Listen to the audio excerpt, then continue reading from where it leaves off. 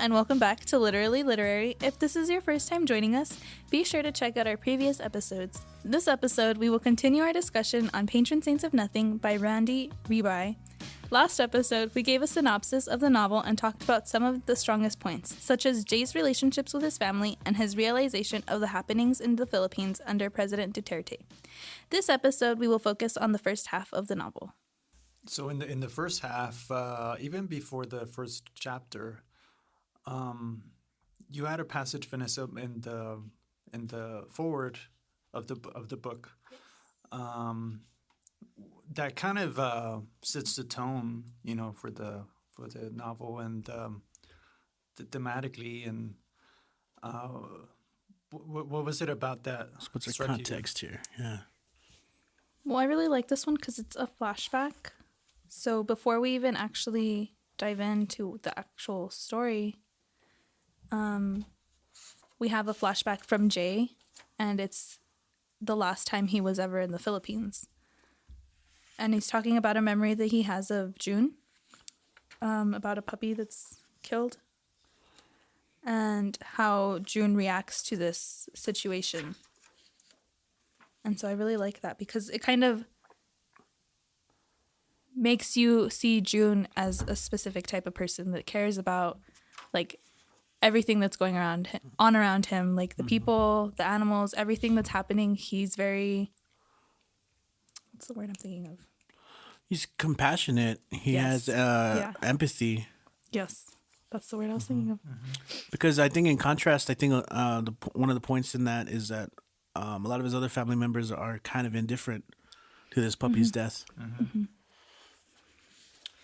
And I think part of that could be the coping strategy, right? Living in the place that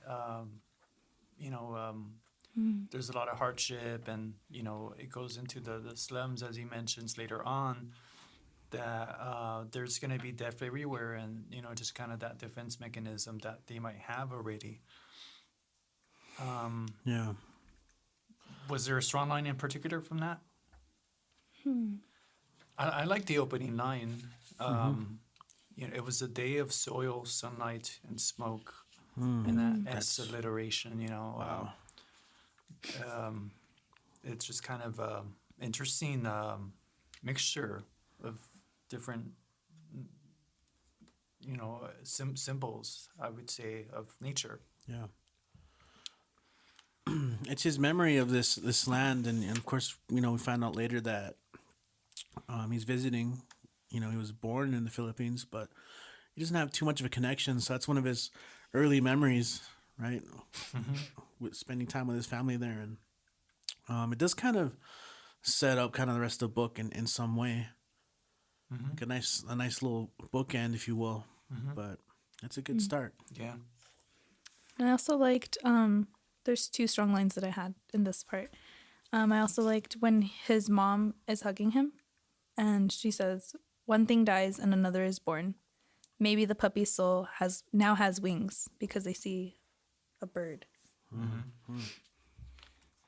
And I really like that one because it was something that I kind of related to, in the sense that the day before I was born, my great-grandmother passed away, so I never met her. But it was like she passed away on the 10th, and I was born on the 11th. Wow. So it was something that I was like, it kind of triggered that for me. Yeah.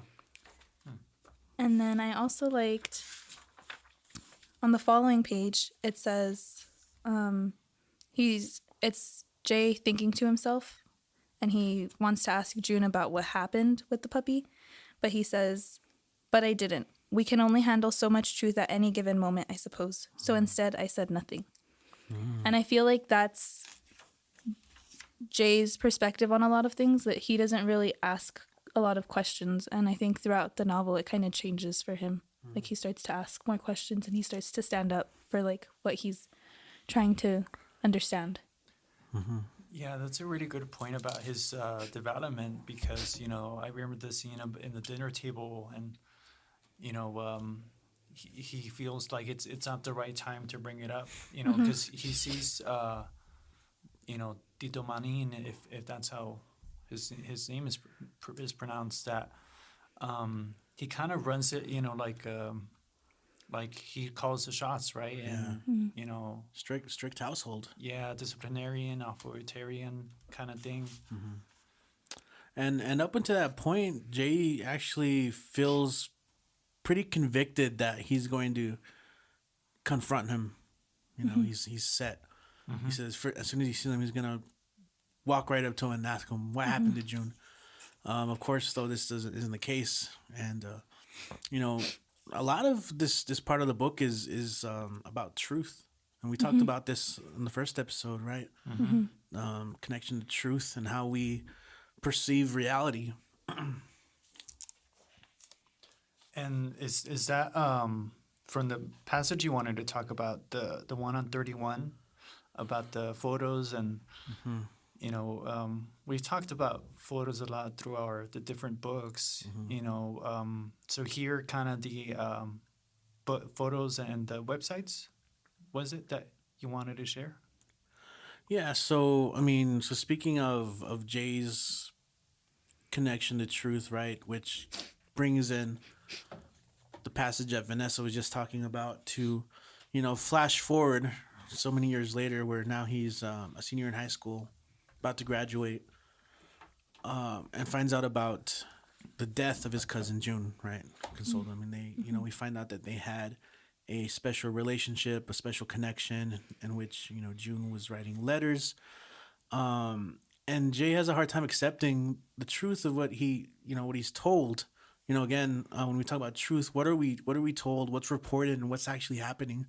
I think that has a lot to do with not just the personal story of his family, but again, speaking of Philippines, he is a Filipino American, and a huge aspect of this book is he mentions it in his dedication for the hyphenated. So you listen to Randy Ribay in interviews talk about how it's about trying to navigate two identities at the same time. And that has come up a lot in some of our discussions already in the previous books we've talked about, right? It's actually interesting how that continues on. Yeah. But so continuing on, right? As a Filipino American, he hasn't really grown up or experienced a whole lot of the Philippines, but obviously when he finds out about his cousin's death, he needs to know more. And so his relationship with the truth changes. In fact, he even mentions that the truth is a hungry thing. And so he becomes obsessed with wanting to learn more. And so he stays up at night researching, reading article after article, and finding out about this war on drugs, and which he finds out a little bit more about, these extrajudicial killings from Duterte's regime. And so something that I thought was interesting around page 30 and 31, he's talking about these articles. Let's see. A lot of the reports speak of the violence. One thing he notes upon is how the reporters don't hold back and the photographers don't. And so at the top of page 31, he kind of mentions this.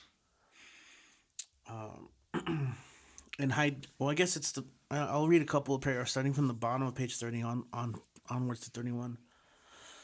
He writes, in high definition, I see the victim's wounds, their oddly twisted limbs, their blood and brain matter sprayed across familiar-looking streets. In every dead body, I see June. I want to look away. But I don't. I need to know. I need to see it. These photographers didn't want to water it down. They wanted the audience to confront the reality, to feel the pain that's been numbed by headline culture. So what's happening in this passage, again, I mentioned his hunger for truth, I think, becomes ever satiated. And also he kind of confronts this idea of a headline culture, that is what's reported and what's actually happening. And one thing I think he realizes upon his findings is how there are discrepancies, right? There's like the official account of, and so of course what's happening during this war is it's the poor, the victims of maybe drugs, this cycle of drug abuse and addiction. And it's often the poor, right? But in these extrajudicial killings, and one thing he finds, and it's a lot of times it's outside of Filipino media, is the critique, I guess, right? And of course, like I said, there's that discrepancy between the official account and what people are actually reporting. So that's one of the many instances in which we come to deconstruct what we understand as truth in the book. And of course, this only leads into him wanting to find out more, and ultimately he decides to go visit. So bring us to the book. Yeah, I mean, a lot of good points that you make there. But that go into the nature of reality that he's trying to uncover, right? That hunger, and it's that idea in the novel of truth is pain. Because it's pain, and pain isn't necessarily a bad thing per se. Like, it's painful to find out all these things about June, but there's a catharsis there, I think, from closure, right? Like, now I know, right? It's confronting it, right? Even the stuff that hurts. And you mentioned the media and the government, right? The official record, and it reminds me a lot. We talked about this in episode 1 about the drug war in Mexico. Because it's exactly the same thing to me that in Mexican press, I don't know if you follow it, but especially during the height of the drug war back, when everything begins and ends was set, they don't censor anything. It's not like American media where they cut it off. It shows all the blood. I remember seeing on television, neighbors. I'll spare you the gory details, but it was pretty bad, grody and macabre even.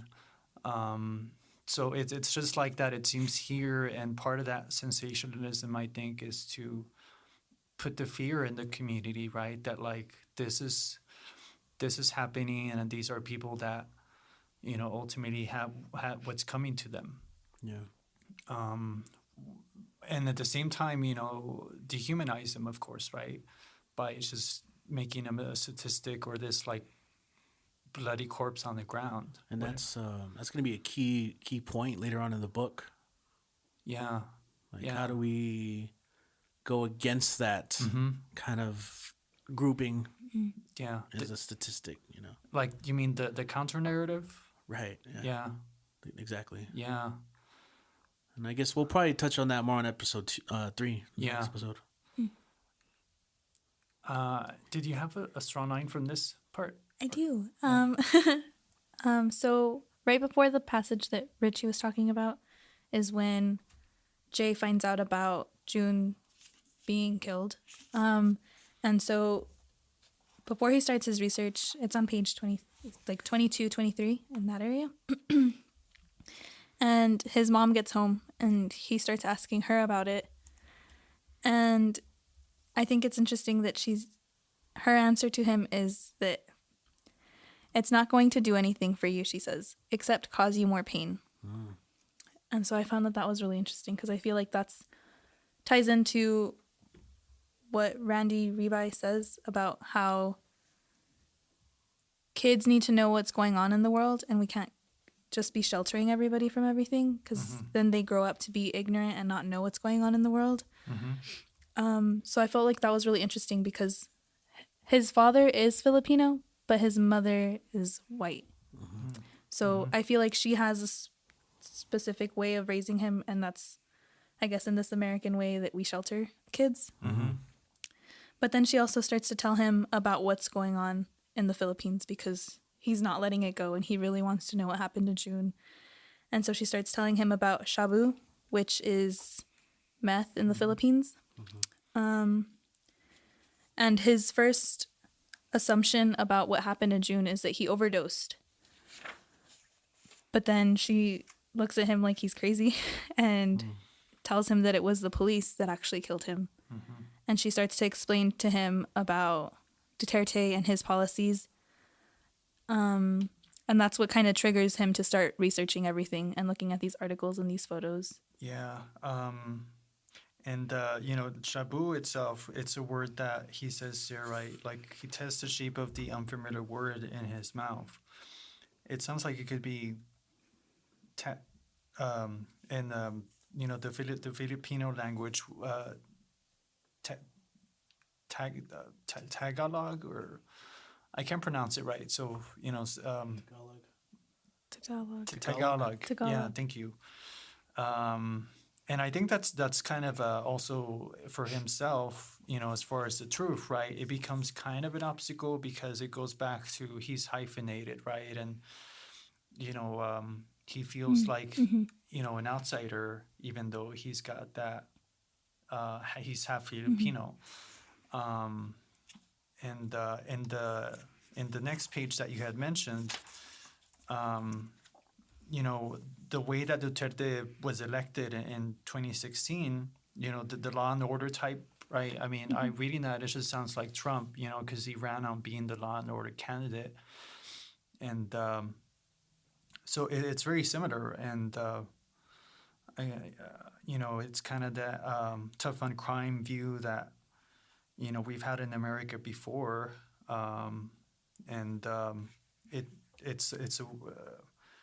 It's something that certainly, of course, Duterte, is keeping his word on, right, as far as his policies go. And so he kind of, Jay kind of doesn't know what it makes sense. This is where it piques that curiosity that you had mentioned, Richie, about, the truth is a hungry thing on 29. We had also mentioned the letters. And I like that epistolary nature of the novel, that even though it's not all letters, that this is how we get a picture of June. And because letters are, directed to Jay, they become very intimate and confessional. And a portrait of June that, we would not otherwise get from his family, it seems, right? Even because his family seems to be muted, right? And altogether, not oblivious, but trying to forget his memory altogether, right? And something we talked about in the previous episode. Yeah, something they're not confronting, Yeah. And a lot of it has to do with Tito Maning's, like, kind of stronghold. His iron fist. Wants things to be run. Yeah. So I had that letter on 60, but I don't know if anyone had one before that. Like 64. Like the mall story? Is that the one? Well, the letter, and then also there's the Seoul, Korea that you could go into, but yeah. Oh, I mean, I was just looking at the messages that Jay gets on Instagram, and it's a picture of June. I felt like that was really important because it kind of pushed him more to want to know the truth about June, and it kind of is what leads to him asking his parents to let him go to the Philippines on page 40. Okay. And it's that anonymous account, right? Right, yeah. Yeah, and there's a lot, I think, in this novel about how what is the truth, right? And I think as the novel progresses, the truth gets complicated, and but yeah, I mean, it's another of that impetus, that catalyst that he needs to finally decide that he needs to find out what really happened. It's the least he could do after corresponding with him so much. Yeah, well, he gets a couple links to that account, and I think there's one that was dedicated to maybe speaking alternative stories. Not so much the official account, but speaking through eyewitnesses and security footage. And through that, you realize that obviously there are some human rights issues going on there. And I think, like you were talking about, this impetus for him to want to dig deeper. I think a lot of this also is his guilt for not responding to June's letters. Yeah. So there's that, and he is able to end up going right on the pretext that he's just gonna reconnect with his family, right? And of course, so it's a white lie. We talked about that the last episode. So on the letter from 64, or Is it different ones? yeah, it's a different one. No, it's the same one. Oh, it's the same one? Oh, okay. This one's a really long letter. Yeah. I like this letter because kind of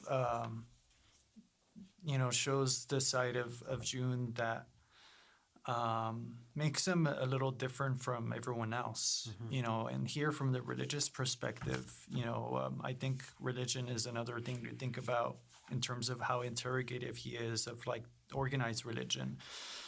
That it's a scene where there's a baby, and he's wondering like, well, can't we take care of it, right? And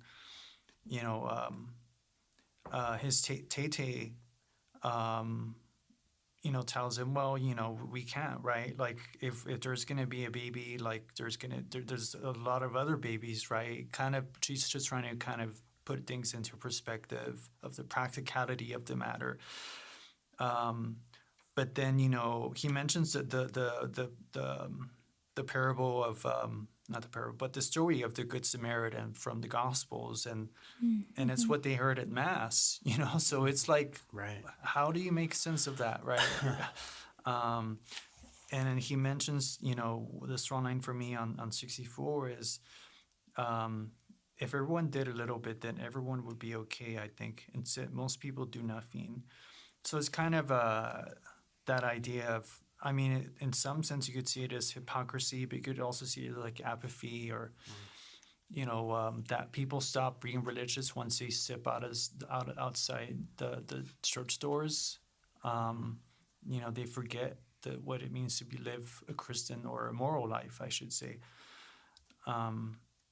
So that is something I really like about June, is he's got that empathy that you guys mentioned. Yeah. And then he kind of just ends, by talking about like, even kind of showing that he's, with Jay, right, about video games, right? And it kind of like, it's that really big discrepancy of like, Right. Whereas June's talking about the poverty he's experiencing, and meanwhile he's having trouble with a video game. Yeah. And I think that it stills maybe more that guilt that you mentioned. He referenced that several times, that while June was going through this, I was playing video games or whatever it was. Like, did you guys have any thoughts on that before we get to how he compares the U.S. to Korea? No. To South Korea? No, I'm okay. I think you covered what I found important in that part. Okay. Well, You did it wonderfully. You did excellent. I'm just kidding. well, Are you talking about when he's traveling? Yeah, so this is where you wanted to talk about this one, right? About he's traveling to Seoul, Korea. Oh, yeah. I mean, it's not really a big point. I just thought it was, I think, an interesting point of realization for Jay when he stops in Seoul, and he talks about the bathroom of all things.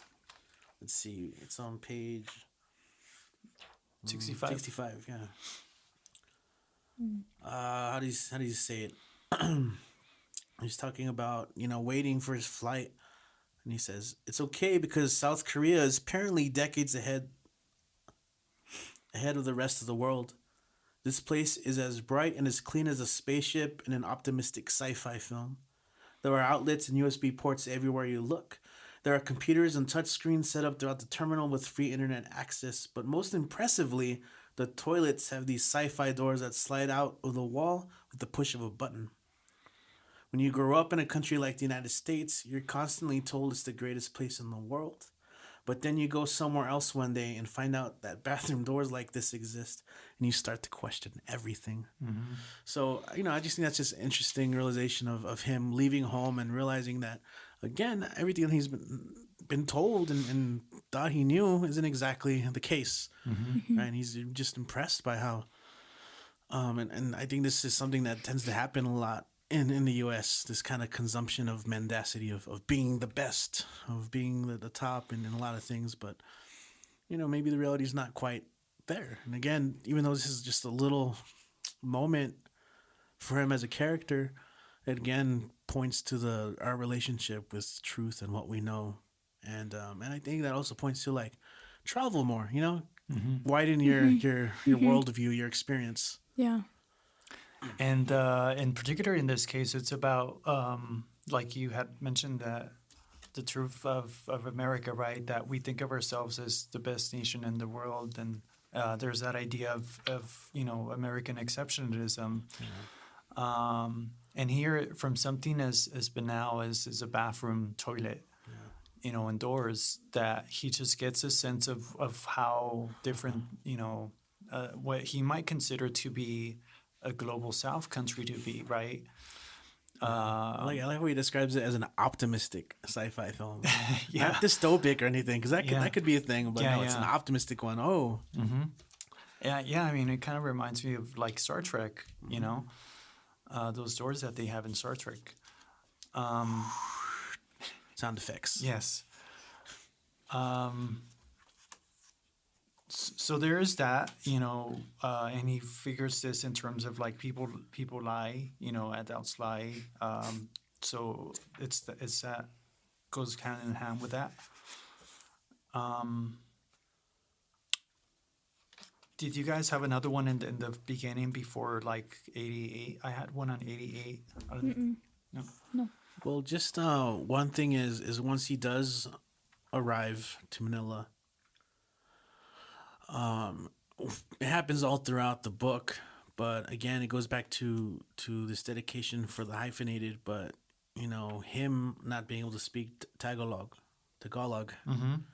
and I think on page 70, it's on page 70. He kind of expresses this uncomfortable notion of how it makes him feel, right? Not being able to speak it.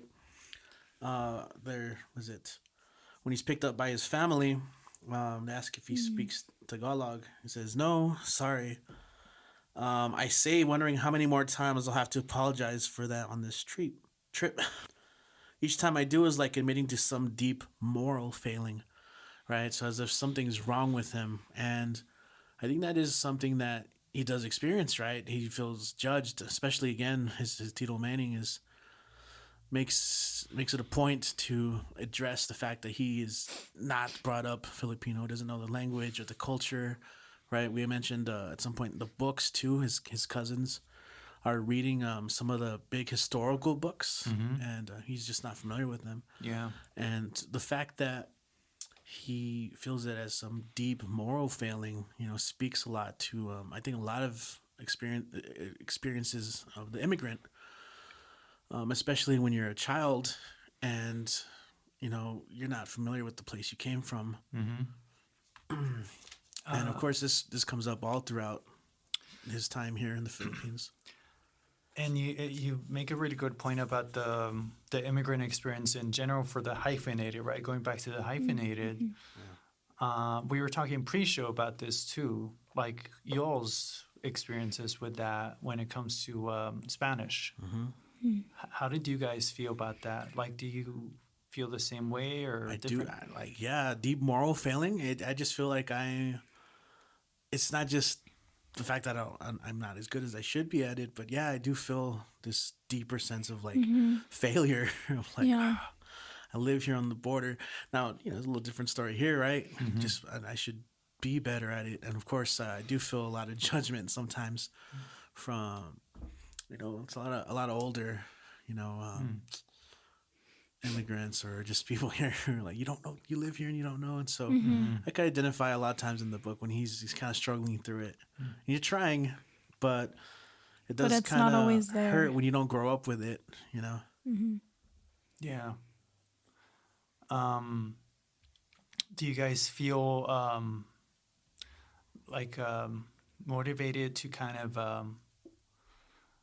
you know, learn it more formally, or like speak it more, or like learn about the culture more, like Mexican culture, I mean, or I think this book just more motivated me to not see the world as just what I have here in El Paso.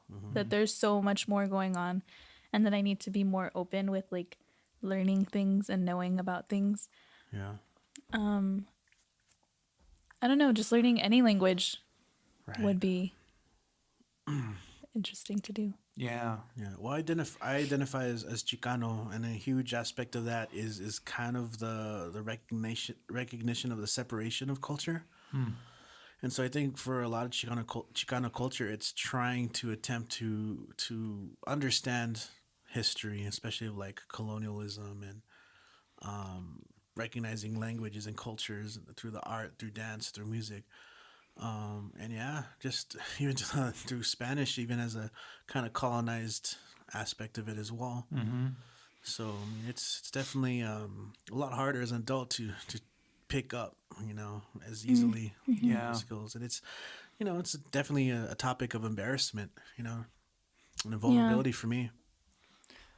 And I think for our students at the Rio Grande campus, it's the other way around. You know, they're of course in many cases from Juarez, so they speak Spanish comfortably, but yet you know it's their English literacies that you know they're learning and building from, and but there's also that sense of guilt for them from speaking Spanish, and it's about us trying to make him feel comfortable that it's not a bad thing that you know Spanish. It's an asset, you know, because in academia we have that idea of like deficit culture that you know because they don't know English, somehow that's a deficit. Yeah. Absolutely. Yeah. So.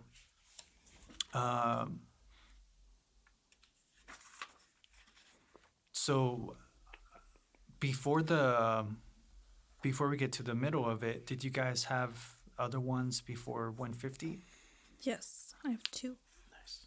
So I have starting around page 91-ish. That whole chapter of every single surviving word. I felt like this was a really important chapter because this is his first dinner with his family in the Philippines. And so he's talking with his uncle. And it doesn't seem to me anyway, it didn't seem like it was much of a conversation between him and his uncle. It seemed more like of an interrogation or like shaming him of what him and his family and his dad are doing. Because they left their family in the Philippines to go live in America. And so it just felt more like an attack on him, like on Jay and his family. He asks him if his sister is still wasting his dad's money studying art when she's studying graphic design. And I was like, you guys identify with that one too? a little bit. So it was that one. And then he asks him what college he got into, and he asks him if he was accepted into Michigan University, and he says yeah. And then he asks him, well, why didn't you apply to Harvard? And he's like, well, I didn't get in. And then it says, he nods as if expecting that. And so I thought that was interesting. And then he starts bragging about his children, and he says, Grace will attend Harvard when she finishes her studies here.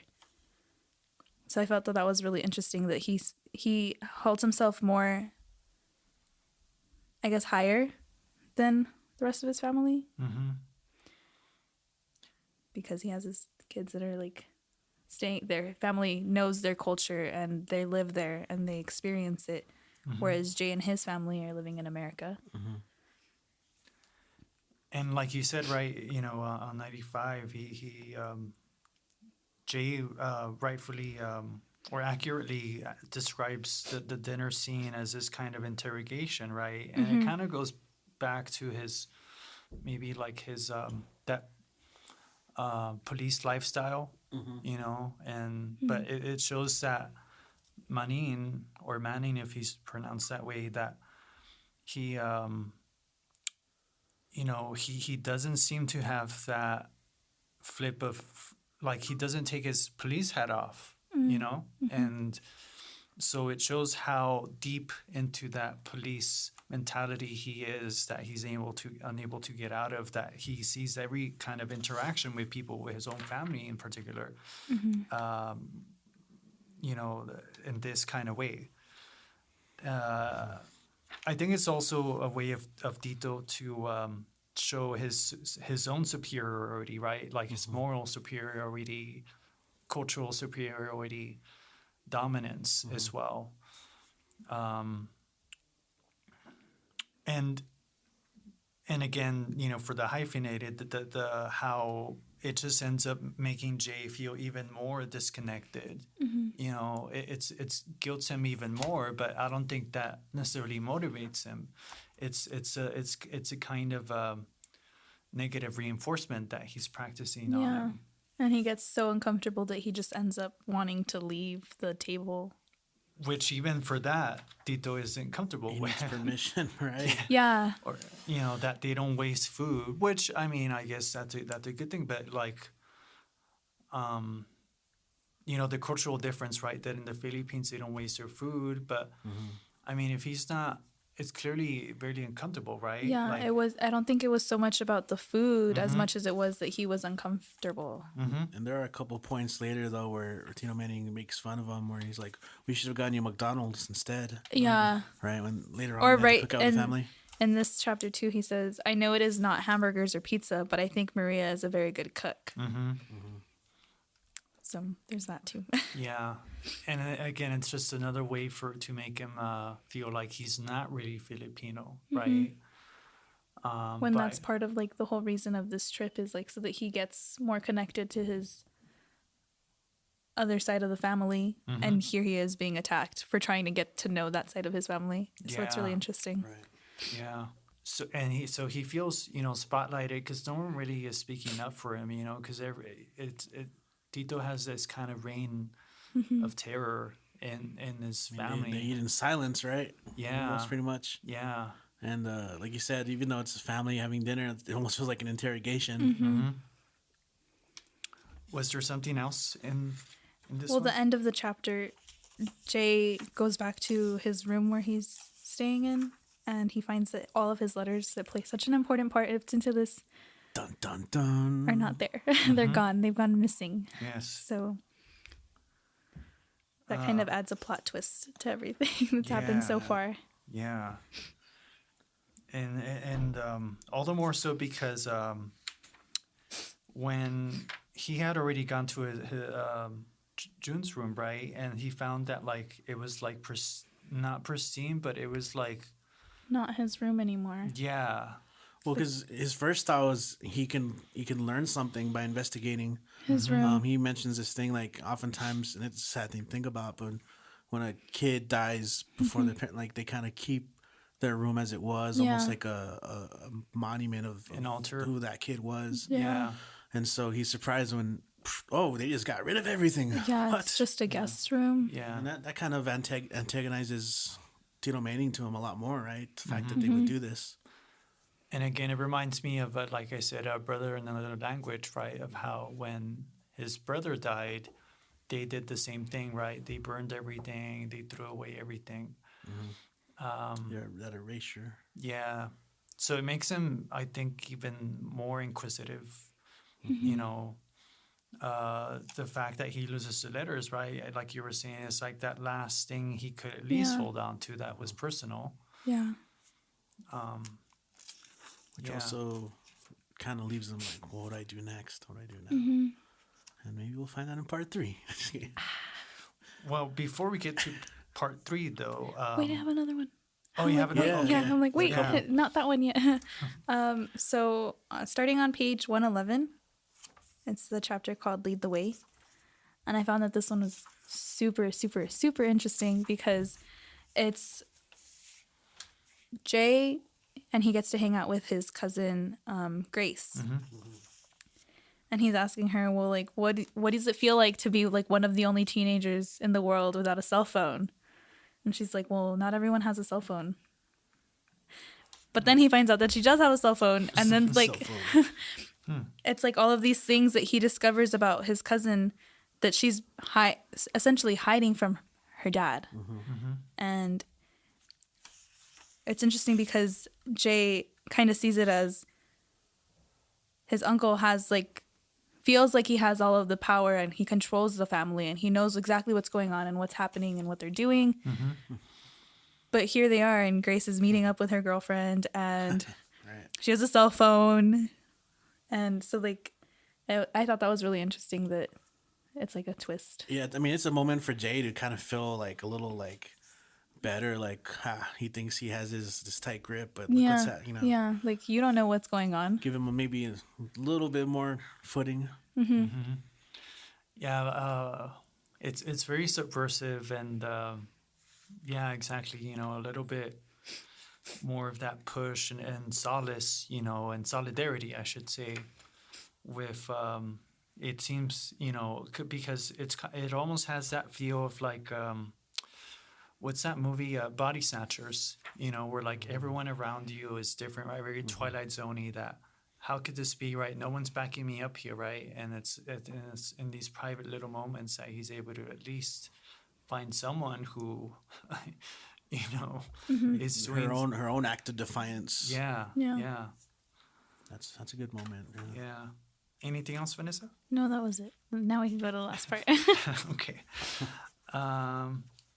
So what I like we'll finish up with this one. It's my favorite part from the first half, the museum visit. It's my favorite for several reasons. One is I really like visiting museums, the Smithsonian's and the ones here. I think they're very important to kind of think about historically, culturally, etc. In this case, though, it's like the museum visit from hell, because, I mean, first of all, he gets to spend it with his warm and cuddly uncle. Yes, no better company, right? And,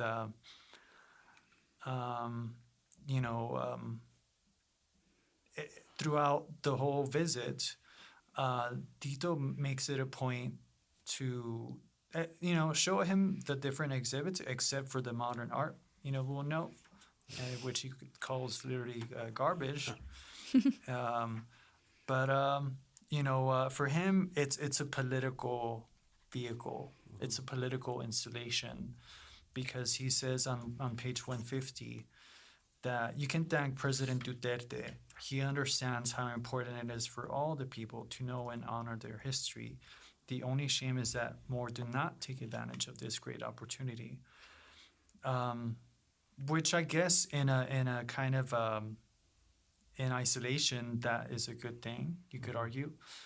But knowing what the president is doing here, I mean, it's good that the museums are free, as he notes. Because I will say that in the U.S. that's one of the big issues, right? And it's what Jay mentions, that it's like $30 to get tickets, and and if you want to eat, another $30. Yeah, so that's a good point. I think it's important to invest in the arts and the humanities, and it's what we're doing here and through the Humanities Collaborative.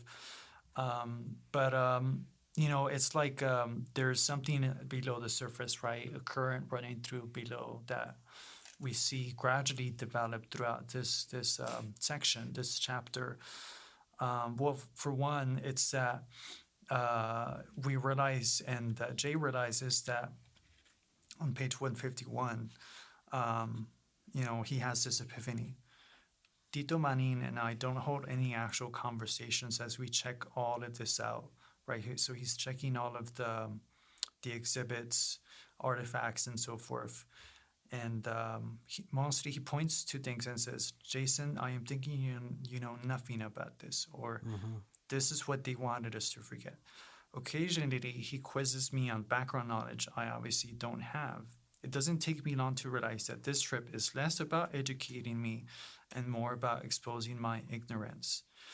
I really like this paragraph because it really shows, the way that Tito is, right? That even something as friendly as a visit to the museum, Tito makes it a point to make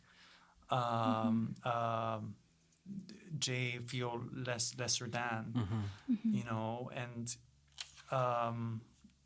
so I found that really important to find the way that Tito is, about something like this, and that he really doesn't care, about Jay, and at least like trying to be friendly to him, right? Or at least,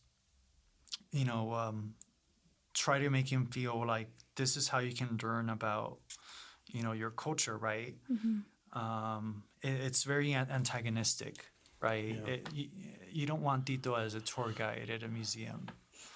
And it kind of starts to build up this theme that builds up, like you see a little bit later on, about adults failing the children, but in that sense of that he, instead of like actually trying to culturally educate him, he's trying to again expose his ignorance and pull this one on him. And it's so. Oh, I was just gonna say the modern art thing. It's also selective, right? Like, if it's modern art, somehow he can't. That's he's already applying that subjective view, right? I mean, it's like he's cherry picking it, Right. But go ahead. What were you gonna say? I was just going to talk about a line on 151. Well, a couple lines. It's towards like the bottom half of the page. It says, I don't know if you guys talked about it, but it went into what you guys were saying. So it says, it doesn't take me long to realize that this trip is a lot less about educating me and more about exposing my ignorance. It's a lot of information, and as much as I'd love to remember it all, the only thing staying in my head is how badly I'm failing. Yeah, it's definitely on point. Yeah. Where he was. Everything that you said, it's in the Not book. everything, half of it. Yeah. But, the thing about, he does feel guilty about it, right? He does feel ashamed. But, when it comes to education, which is what museums are all about, it's not about shaming people, right? Like, Tito, it couldn't be doing it more wrong. Yeah.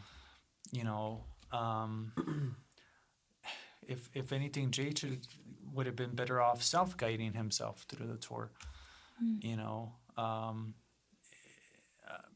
But it goes back to what you were saying about how, as this novel develops, and we'll see the second half of this in episode 3, that, Tito is becoming the antagonist of the novel to me. And it's, of course, ironic, right? I mean, he's family.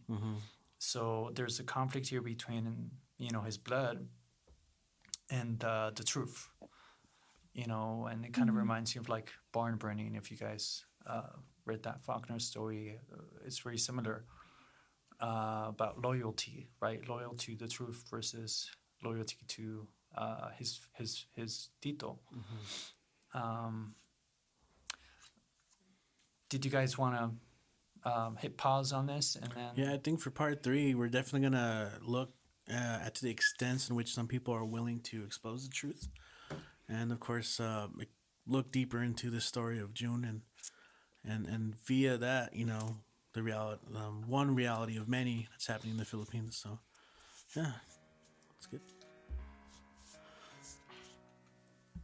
Thanks for joining us in our discussion on Patron Saints of Nothing by Randy Ribay. Join us on our next episode as we finish the discussion. And if you haven't read it, we hope we inspire you to pick up a copy. Literally Literary is brought to you by the Mellon Foundation through the Humanities Collaborative at EPCC and UTEP.